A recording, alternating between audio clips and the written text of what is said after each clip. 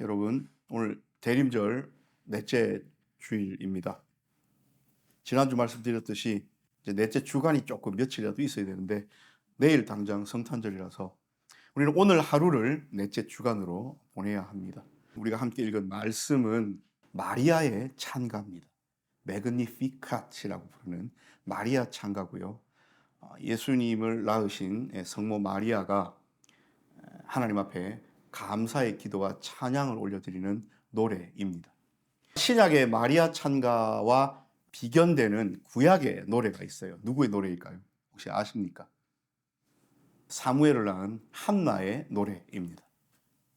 여종의 비천함을 보시고 하나님께서 내 기도를 들으시고 응답하심으로 내게 아들을 주셨다는, 오늘 그 내용을 마리아가 노래하면서 찬양하면서 기도하면서 이런 얘기들을 합니다. 마리아의 노래는 아이를 주신 한 어머니의 개인적인 감사의 고백이 아니에요. 오늘 그 내용을 우리가 보아야 됩니다. 마리아가 이르되 내 영혼이 주를 찬양하며 내 마음이 하나님 내 구주를 기뻐하였다 라고 나옵니다. 오늘 설교의 제목이기도 합니다. 여러분 마음에 기뻐하십니까? 오늘 제목이 내 마음은 하나님을 기뻐하십니까? 만약에 기뻐한다면 여러분들은 마음으로 하나님을 기뻐하십니까? 라는 질문에 여러분들이 예, 기뻐합니다라고 대답을 하실 때에 누군가가 그 이유를 물어요. 그럼 왜 기뻐하십니까? 당신은 왜 하나님을 기뻐하십니까? 라고 물었을 때 우리는 어떤 대답을 할 수 있을까요? 여러분들 왜 하나님을 기뻐하십니까? 전제는 기뻐한다는 것이 전제로 깔린 겁니다. 기뻐해요. 하나님이 좋아요. 하나님만 생각하면 마음에 즐거움이 있어요. 기뻐요. 특별히 이 대림절에 기뻐요. 왜 기쁩니까? 물었을 때 우리가 어떤 대답을, 어떤 이유를, 무엇 때문에 내가 기쁩니다 라고 말할 수 있을지, 이것을 오늘 하루 종일 여러분들 생각해 보십시다.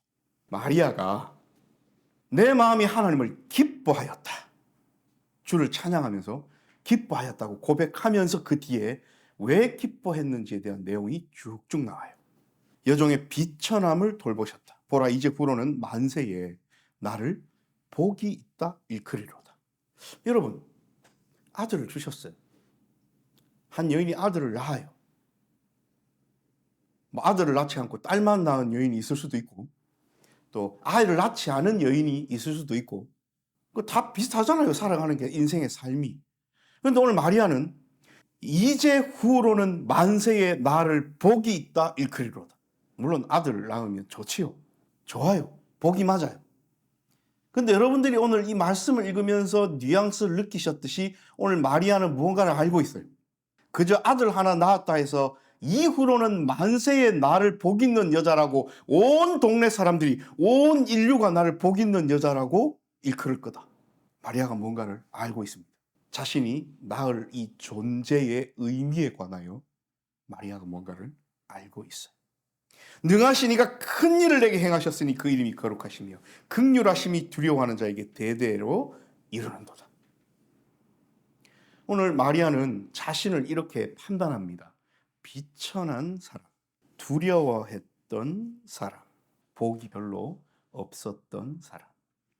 그런데 이 마리아는 그렇게 비천했고 복하고는 별 관계가 없었고 늘 두려움에 사로잡혔고 보잘것없는 삶이었는데, 오늘 하나님께서 능하신 이가, 능력 많으신 이가 내게 어떤 일을 행하셨는데 그 일 덕분에 나는 비천함에서 고귀한 자로, 나는 복 없는 자에서 대대손손 복 있는 사람으로 일컬을 그런 존재로, 그리고 그 능하신 이의 긍휼하심이 내게 방도하는 그런 사람으로 탈바꿈 할 거다. 그래서 나는 하나님을 기뻐한다. 그래서 나는 하나님을 찬양한다 라고 오늘 마리아가 노래하고 있습니다. 그러면서 이 하나님께서 내게 주신 영광스러운 이 상황을 느끼고 만끽하고 누리기 이전에 자신이 느끼고 당했던 부분들을 이야기해요. 그의 팔로 힘을 보이사 마음의 생각이 교만한 자들을 흩으셨어요. 권세 있는 자를 그 위에서 내리치셨어요. 부자는 빈손으로 보내셨어요. 자, 생각이 교만한 자들, 권세 있는 자들, 부자인 자들, 이런 사람들이 그 반대급부에 있는 사람들을 어떻게 했다고요? 아프게 하고 압제하고 힘들게 하고 누르고 죄인 만들고 율법을 지키지 못하게 만들고 그 권세로 누르고. 여기서 부자는 정정당당하게 부자가 된 사람들이 아닙니다. 다른 사람들의 피땀을 빨아서 부자된 사람들, 그 당시로 치면 세리들, 정당하게 거두어야 될 그 돈을 넘어서서 자기 배를 불렸던, 그래서 부자가 됐던 이런 사람들, 마음의 생각이 교만한 사람들, 이런 사람들로부터 아프고 힘들면 당했던 과거의 삶의 모습들이 해결되고 타개되고 더 좋아지고 구원을 얻고 행복해지고, 눌린 자가 자유롭게 되고 갇힌 자가 자유롭게 되고 눈먼 자가 보게 되며, 이런 것들을 오늘 마리아가 노래하고 있어요. 자, 여러분, 이 상황이 마리아가 지금 예수님을 낳았습니까? 아직 아니에요. 마리아가 무언가를 알고 있어요. 그런데 여러분, 노랫말을 함께 나누면서 이런 이야기를 드렸습니다. 이 노래가 단순히 아들을 주셔서 가지게 하신 하나님에 대하여 개인적으로 여인으로서 산모로서 하나님 앞에 아들 주셔서 감사합니다라는 개인의 노래를 넘어섰다고 아까 말씀드린 거 기억나십니까? 여러분, 마리아의 상황을 금방 읊어드린 이 이야기들은 이스라엘 백성들에게 그대로 적용시킬 수 있습니다. 이스라엘 백성들은 비천한 삶을 살았습니다. 이스라엘 백성들은 힘이 없었어요. 이스라엘 백성들은 종살이 하면서 복하고는 관련 없는 삶을 살았습니다. 아팠어요. 힘들었어요. 외로웠어요. 오매불망 하나님만 바라보면서 언제 기름 부은 하나님의 보내실 자 메시아 그리스도를 보내주실까 기다렸어요.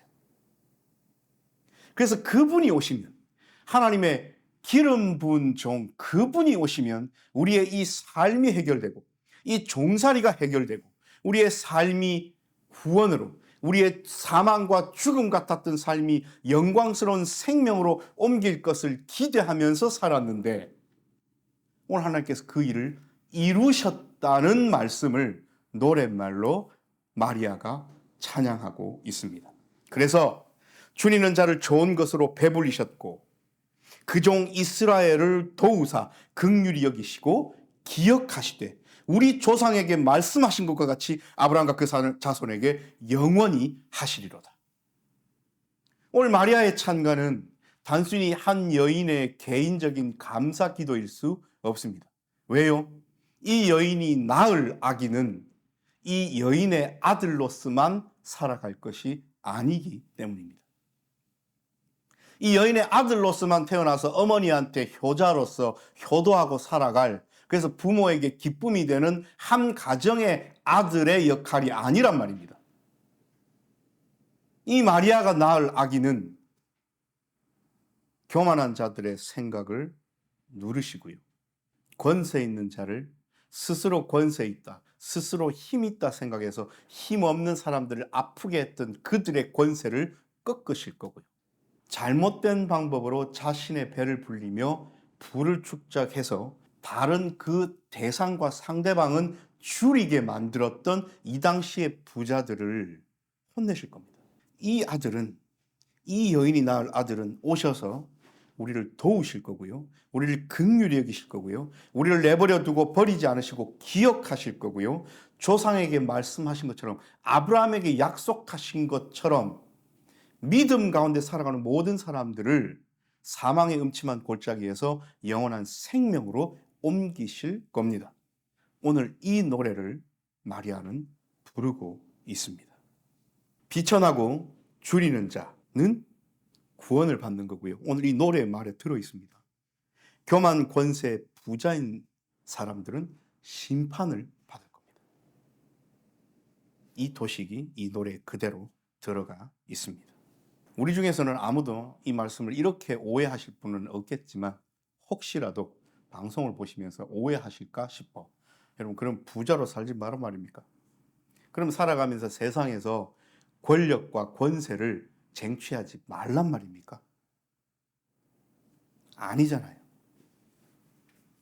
하나님께서 우리에게 주신 권력, 권세, 부는 정당한 방법으로 하나님께서 우리에게 주신 방법으로 획득하고 그것 가지고 예수 그리스도께서 이 땅에 펼치신 그 길로 나아갈 때에 오늘 말씀하신 줄이고 비천하고 힘들어하고 아파하고 우리가 돌봐야 되고 기억해야 될 그 사람들 향하여 내가 축적한 부, 내가 가진 권력을 사용하면 우리는 얼마든지 그 삶을 살아갈 수 있고 하나님께서 허락하시는 삶입니다.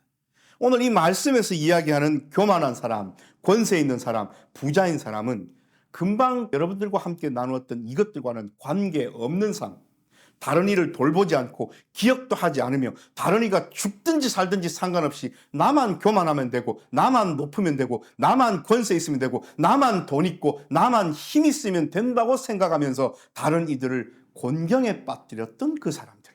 그래서 특별히 예수님 오셨던 그 상황 속에서는 율법으로 구원받는다는 유대적 사상이 팽배했기 때문에 이 권세 있고 힘 있는 사람들은 어찌 되었든 간에 하인들을 부리고 종들을 부려서 자기들은 이 정해진 율법에서 벗어나지 않는 삶을 살아 구원에 이르려고 했던 이런 사람들. 그러면 나머지 힘없고 종들인 사람들은 어떻게 합니까? 어쩔 수 없이 그 율법을 어기며 살 수밖에 없는 사회 구조. 예수님은 이 모든 것들을 타파하시려고 이 땅에 오셨습니다. 특별히 오늘 우리가 누가복음 말씀을 읽었는데요.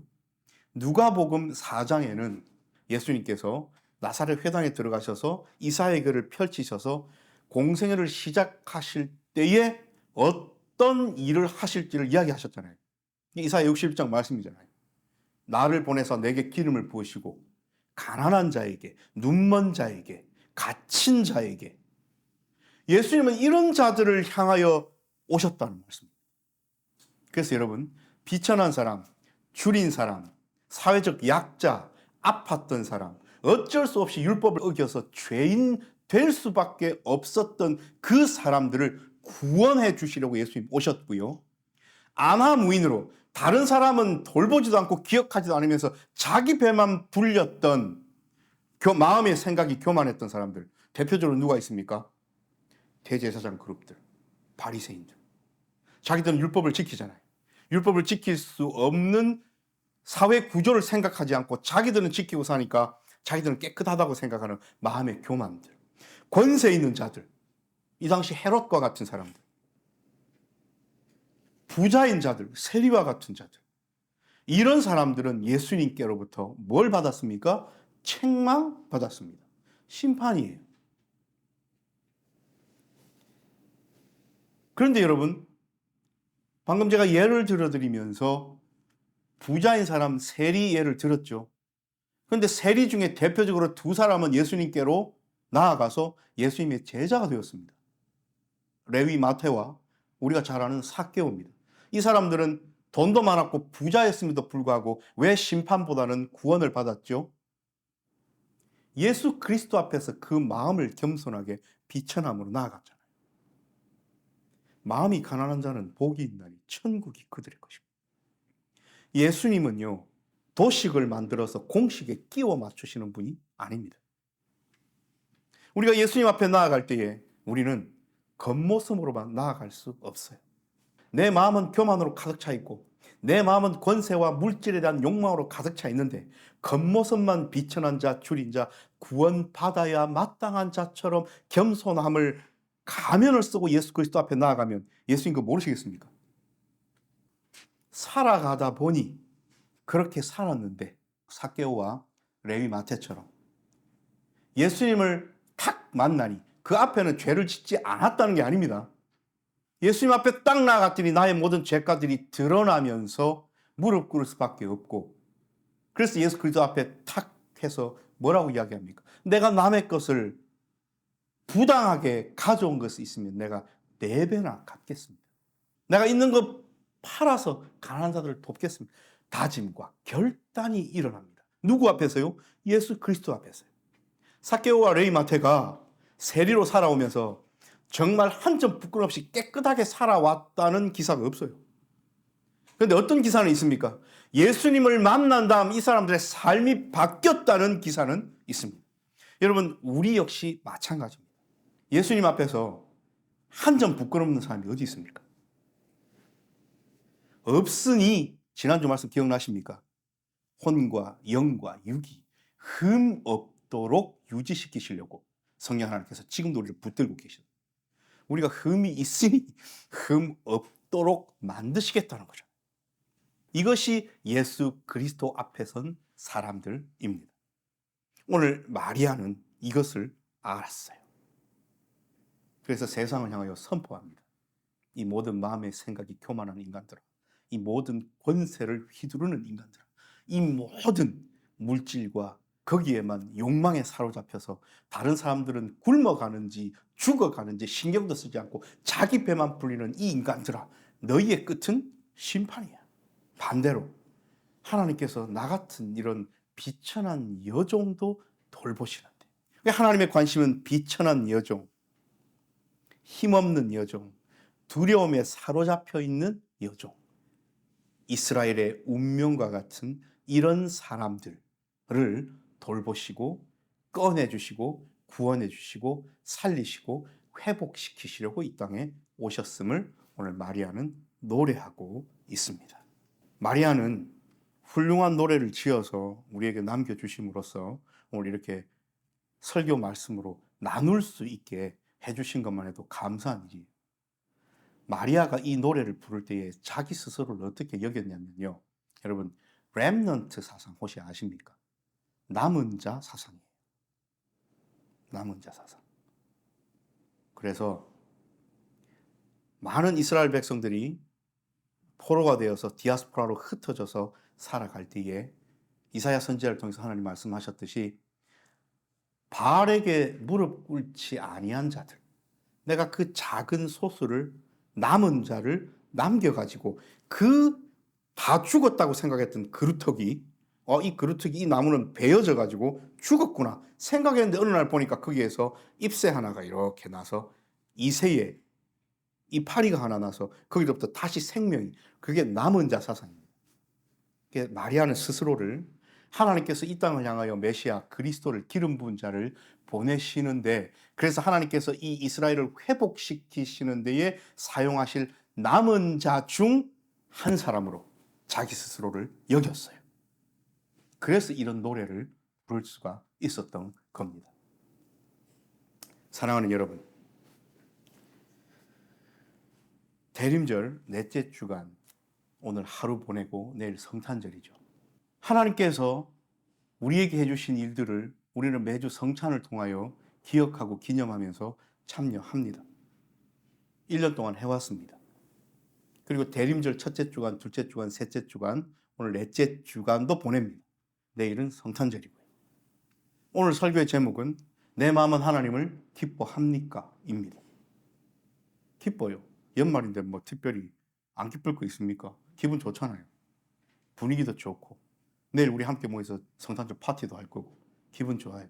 그런데 이 질문을 받았을 때 당신은 하나님을 기뻐하십니까? 예, 기뻐합니다. 왜 기뻐하십니까? 했을 때에 우리는 오늘 마리아와 같은 응답을 할 수 있느냐? 우리의 마음을 돌아보아야 합니다. 하나님께서 단순히 내 삶의 물질을 채우셔서 기뻐하십니까? 하나님께서 내게 건강을 주셔서 기뻐하십니까? 하나님께서 나를 직장에서든 뭐 사업장에서든 높은 자리에 앉게 해주셔서 여러분 기뻐하십니까? 아니면 내가 막 공부한 것도 많고 습득한 것도 많고 내가 가진 것도 많고 지혜도 많고 경험도 많고 노하우도 많고 해서 내 마음이 약간 교만해서 다른 사람들보다는 내가 좀 가진 달란트가 많아서 살아갈 수 있게 해주신 것을 그저 뭐 너무 교만하지는 않기 때문에 하나님께로 이렇게 감사를 돌리면서 그것으로 인하여 기뻐하십니까? 당연히 감사하고 기뻐할 일이죠. 내게 재능 주신 것도 감사하고 내게 물질 주신 것도 감사하고 내게 건강 주신 것도 감사하죠.